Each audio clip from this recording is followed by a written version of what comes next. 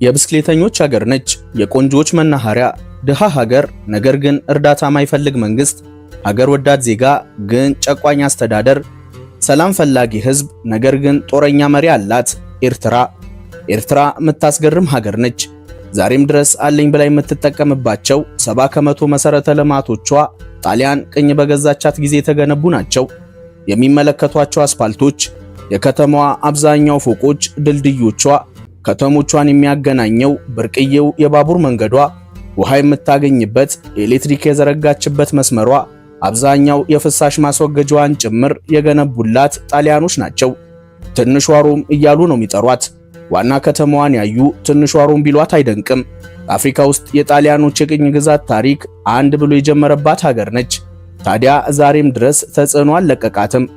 ጣሊያንኛን አቀላጥፎ የሚናገር ማህበረሰብ፣ የኪነ ህንጻዋ ጥበብ፣ የመንገዶቿ ስያሜ ጊዜው 1930ዎቹ፣ ቦታው ደግሞ የጣሊያኗ ሮም አሊያም ሚላን ውስጥ የተገኙ ሊመስሎት ይችላል። የአፍሪካዋ ሰሜን ኮሪያ የሚሏትም አሉ። እውነት አላቸው። ነፃነቷን አግኝታ ሀገር ሆና ከተመሰረተችበት ዕለት ጀምሮ ላለፉት 31 ዓመታት ሀገር አቀፍ ምርጫ ብሎ ነገር አታውቅም። አይደለም ለስልጣን መወዳደር፣ ስለ ስልጣን ማውራት ኤርትራ ውስጥ በመንግስት ያስቀጣል። የፖለቲካ ተቃውሞ ደብዛውትን አስጠፍቶ ነበሩ ያስብሎታል። ሀገሪቱ አንድ ፓርቲ ነው ያላት፣ እሱም የመሪዋ ብቻ። ዜጎቿ ከከተማ ወደ ከተማ ለመንቀሳቀስ የመንግስት ፍቃድ ያስፈልጋቸዋል። ከመንግስት ጋር ተከባብሮ በሰላም ሀገሪቱን የመልቀቅ ሐሳብ ያለው ጎብኚ እግሩ ከዋና ከተማዋ ውጪ አይረግጥም። በመሰረተ ልማት ግንባታ ወደ ኋላ ቀርታለች። ከዘመናዊነት ጋር የተቃቃረች ነው የምትመስለው። የኢንተርኔት አገልግሎት በዋና ከተማዋ ያውም በተመረጡ ቦታዎች ላይ ያገኛሉ። ነገር ግን ኢንተርኔቱ ቢገኝ ማህበራዊ ሚዲያዎች ማዕቀብ ተጥሎባቸዋል። ገንዘብ ቢያስፈልጉት የሚያቀብሉት ኤቲኤም በሀገሪቱ የለም። የሞባይል ባንኪንግ አቤት ቴክኖሎጂ የሚያስብል የማይገኝ ቅንጦት ነው። ብሔራዊ ውትድርና ዛሬም አልቀረም። ተማሪዎች የሃይስኩል ትምህርታቸውን ሲያጠናቅቁ በግዳጅ ወደ ወታደራዊ ማሰልጠኛ ይላካሉ። ለሀገር ማገልገሉ ባልከፋ ነበር። ነገር ግን ለ18 ወራት ተብለው የገቡበት ውትድርና ለ18 ዓመት አሊያም የህይወት ዘመኑ ዕጣ ፈንታ ሊሆን ይችላል። በዚህ ምክንያት ወጣቶች ሀገራቸውን ጥለው ይሰደዳሉ። እሱም ከቀናቸው ነው። ታዲያ ከከተማ ወደ ከተማ ለመንቀሳቀስ ህግ ያወጣው መንግስት ከሀገር ውጪ ሲሆን ሁኔታው ይከፋል። ዜጎች ከሀገር ውጪ ጉዞ ለማድረግ በቅድሚያ የብሔራዊ አገልግሎታቸውን እንደጨረሱ የሚያሳይ መረጃ ማቅረብ ግዴታቸው ነው። ችግሩ ግን አብዛኛው ወጣት ይሄ የለውም። ስለዚህ ህገ ወጥ ስደት አማራጭ ይሆናል ማለት ነው። መጀመሪያ ወደ ጎረቤት ሀገራት ከዛም ወደ አውሮፓና መካከለኛው ምስራቅ ይሻገራሉ። ኢትዮጵያ ለአብዛኛዎቹ ቀዳሚ መዳረሻ ነች። 180 ሺህ ኤርትራውያን ይኖሩባታል። ሱዳን ትከተላለች። የኤርትራ የህዝብ ቁጥር ከ3.5 ሚሊዮን እስከ 6.5 ሚሊዮን ይገመታል። ግራ እንዳይጋቡ፣ ኤርትራ በታሪኳ ህዝቦቿን ቆጥራቸው አታቅም። ስንት ልጆች አሉሽ ቢሏት እንጃ ነው ምላሿ። ነገር ግን 3.6 ሚሊዮን ነው የሚለው ብዙዎችን አስማምቷል። እኛም ይህንኑ እንጠቀም። ታዲያ ከዚህ የህዝብ ቁጥር 1/3ኛው በስደት የተለያዩ ሀገራቶች ውስጥ ይኖራል።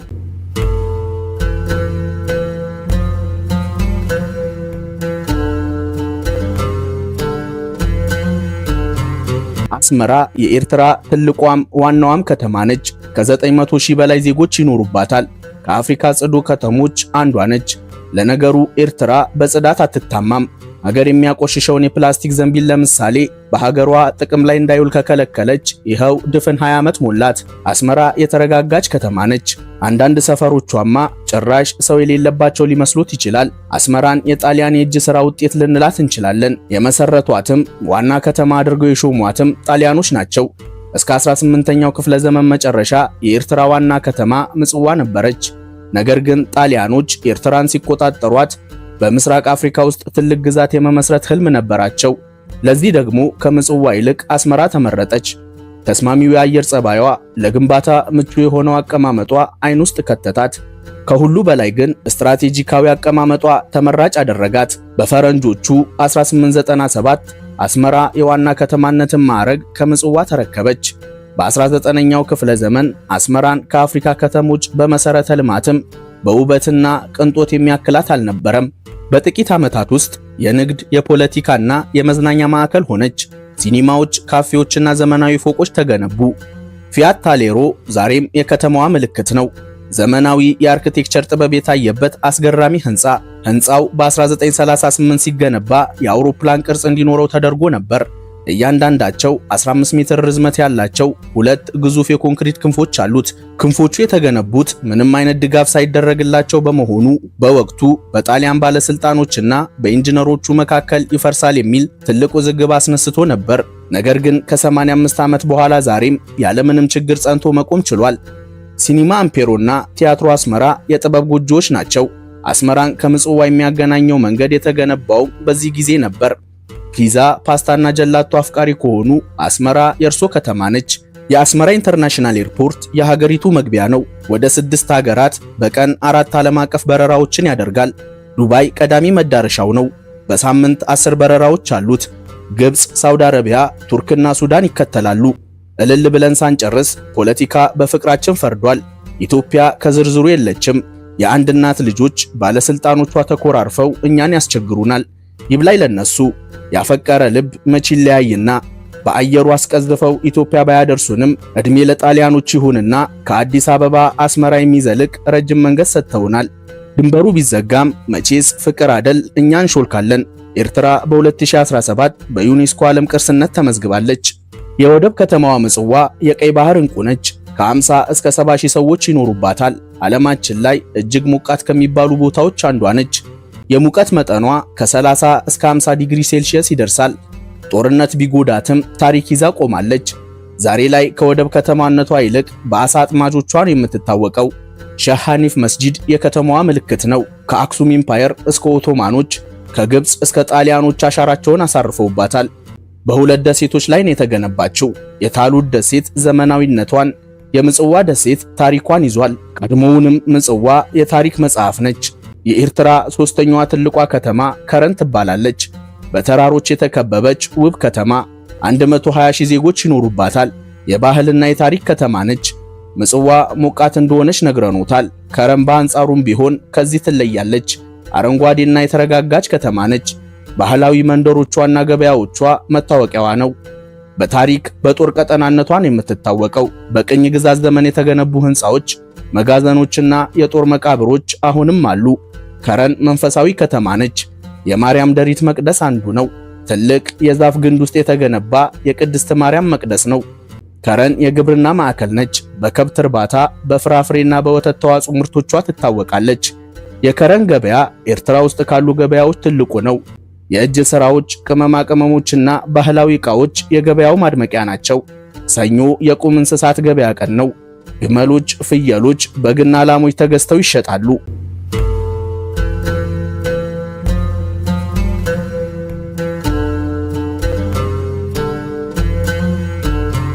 ኤርትራ 117600 ስኩዌር ኪሎ ሜትር የቆዳ ስፋትና 350 ደሴቶች አሏት። ዓለም የሚጓጓለት 1200 ኪሎ ሜትር የቀይ ባህር በር ይዛለች። ጂኦግራፊ አቀማመጧ ለንግድና ለፖለቲካ ምቹ ያደርጋታል። በዚህ ምክንያት ኤርትራ ውስጥ ዩናይትድ አረብ ኤምሬት እና ሩሲያ የጦር ሰፈሮችን ገንብተዋል። ኤርትራ 2.3 ቢሊዮን ዶላር ጂዲፒ ያላት ከዓለማችን ድሃ ሀገሮች አንዷ ነች። አማካኝ የኢኮኖሚዋ እድገት በ10 ዓመት ሲሰላ 2 ከመቶ ነው። ወርቅ፣ ብርና መዳብ የኤርትራ ተቀማጭ ገንዘቦች ናቸው። ማዕድን የኢኮኖሚዋ ምሰሶ ነው።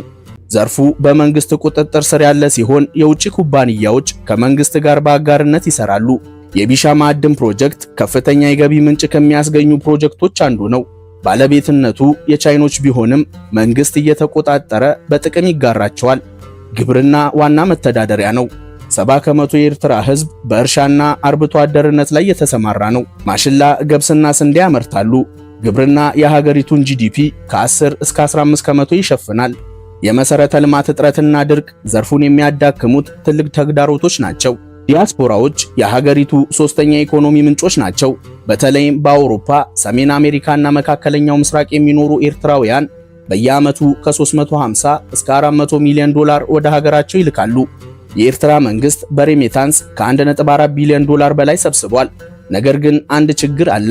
ኤርትራ ውስጥ ኖት እንበል፣ ከጠቀስናቸው ሀገሮች በአንዱ ያለ ወዳጆ ዶላር ቢልክሎት የኤርትራ መንግስት አንዱን ዶላር በ15 ናቅፋ አስልቶ ነው የሚያደርሱት።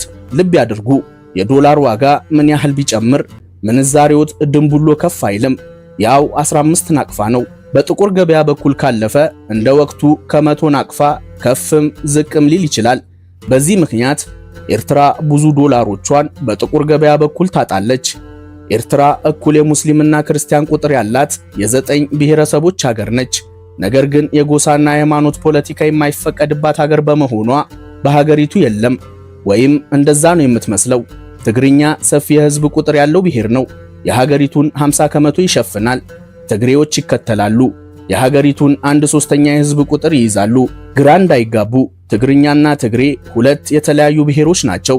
በሀገራችን ትግሬ ብሔሩ፣ ትግርኛ ቋንቋው እንደሆነ ነው የምናውቀው። ግን ያለነው ኤርትራ ነው።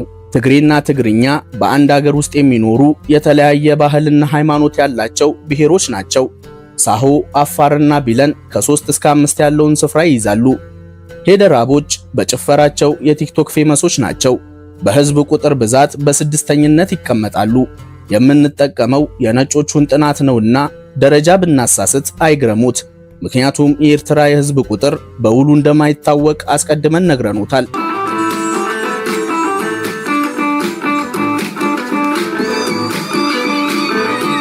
ናራ፣ ኩናማና የአረብ ዘሮቹ ራሻይዳዎች ሲጨመሩ 9 የቆጠሩ ማለት ነው። አከራዮት የቤት ክራይ እየጨመረ አማሮታል። ኤርትራ ለዚህ መፍትሄ አላት። ኤርትራ ውስጥ አንዴ ተስማምተው መኖሪያም ሆነ ሱቅ ከተከራዩ አከራዮት ያለ መንግስት ፍቃድ ስሙን መጨመር አይችልም። የዛሬው ፕሮግራማችንን በዚሁ አበቃን። አብራችሁን ስለቆያችሁ እናመሰግናለን። ሰላም።